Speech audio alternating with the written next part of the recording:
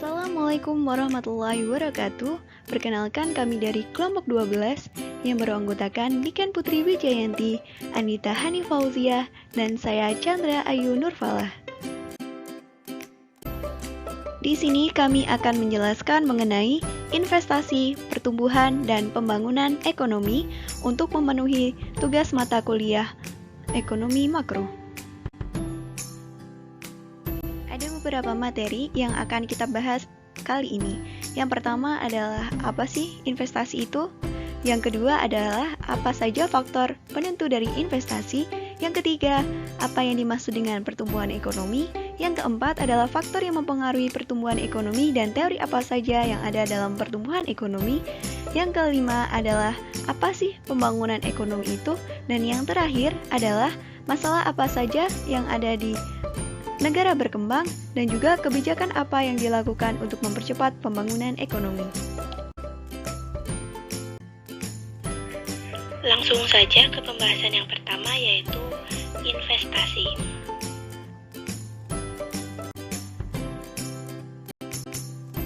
Apa itu investasi?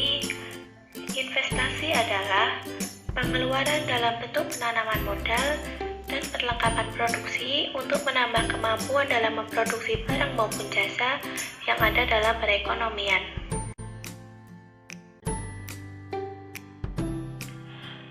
Penentu tingkat investasi. 1.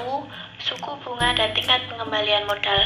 Tingkat bunga dan pengembalian modal sangat mempengaruhi besarnya investasi yang akan dilakukan. Apabila suku bunga lebih tinggi dari tingkat pengembalian modal, investasi yang direncanakan tidak menguntungkan. Oleh sebab itu, rencana perusahaan untuk melakukan investasi akan dibatalkan. Kegiatan investasi hanya akan dilaksanakan apabila tingkat pengembalian modal lebih besar atau sama dengan suku bunga. 2. Ramalan kondisi ekonomi di masa depan. Dalam memperkirakan mengenai keadaan ekonomi di masa depan, perusahaan harus bertanya apakah keadaan di masa depan akan memberikan keuntungan yang besar sesuai dengan kegiatan ekonomi yang sedang direncanakan. Maka, perkiraan tersebut meliputi stabilitas harga, pertumbuhan ekonomi, serta pertambahan pendapatan masyarakat. Apabila keadaan masa depan semakin baik, maka semakin besar tingkat keuntungan yang akan diperoleh perusahaan. Oleh karena itu, perusahaan akan lebih terdorong untuk melakukan investasi yang telah direncanakan. 3. Kemajuan teknologi. Faktor yang menentukan besarnya investasi yang akan dilakukan oleh para pengusaha adalah kegiatan untuk menggunakan penemuan-penemuan teknologi baru dalam proses produksi. Pada umumnya, makin banyak perkembangan teknologi yang dibuat, makin banyak pula kegiatan pembaruan yang akan dilakukan oleh para pengusaha. 4. Pendapatan nasional dan perubahan-perubahannya. Tingkat pendapatan nasional yang tinggi akan memperbesar pendapatan masyarakat, dan selanjutnya pendapatan masyarakat yang tinggi tersebut akan memperbesar permintaan terhadap barang dan jasa.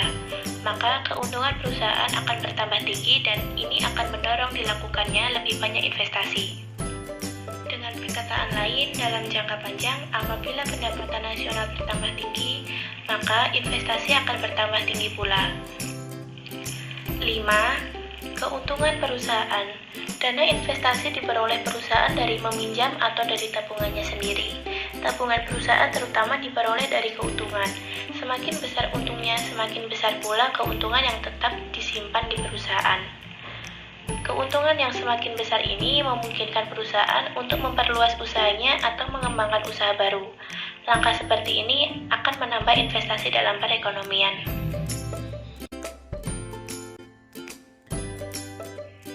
Pertumbuhan ekonomi.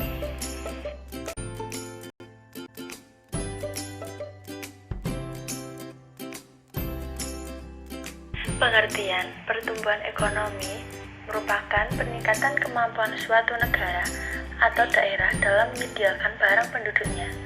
Selain itu, dapat diartikan suatu proses perubahan kondisi perekonomian suatu negara secara berkelanjutan menuju ke arah yang lebih baik. Faktor penentu pertumbuhan ekonomi. tanah, dan kekayaan alam lainnya. Kekayaan alam akan dapat mempermudah usaha untuk mengembangkan perekonomian suatu negara, terutama pada masa-masa permulaan dari proses pertumbuhan ekonomi. Jumlah dan mutu dari penduduk dan tenaga kerja. Penduduk yang bertambah dari waktu ke waktu dapat menjadi pendorong maupun penghambat kepada perkembangan ekonomi. Penduduk yang bertambah akan membesar jumlah tenaga kerja, dan penambahan tersebut memungkinkan negara itu menambah produksi. Di samping itu, sebagai akibat pendidikan, latihan, dan pengalaman kerja, keterampilan penduduk akan selalu bertambah tinggi. Sistem sosial dan sikap masyarakat. Sistem sosial dan sikap masyarakat penting perannya dalam mewujudkan pertumbuhan ekonomi. Sikap masyarakat juga dapat menentukan sampai di mana pertumbuhan ekonomi dapat dicapai. Di sebagian masyarakat, terdapat sikap masyarakat yang dapat memberikan dorongan yang besar kepada pertumbuhan ekonomi. Barang-barang modal dan tingkat teknologi. Barang-barang modal penting artinya dalam mempertinggi keefisienan pertumbuhan ekonomi. Di dalam masyarakat yang sangat kurang maju sekalipun, barang-barang modal sangat besar perannya dalam kegiatan ekonomi. Pada masa kini, pertumbuhan ekonomi telah mencapai tingkat yang tinggi, yaitu jauh lebih modern daripada kemajuan yang dicapai oleh suatu masyarakat yang masih belum berkembang. Barang-barang modal yang sangat bertambah jumlahnya dan teknologi yang telah menjadi bertambah modern memegang peranan yang penting sekali dalam mewujudkan kemajuan ekonomi yang tinggi.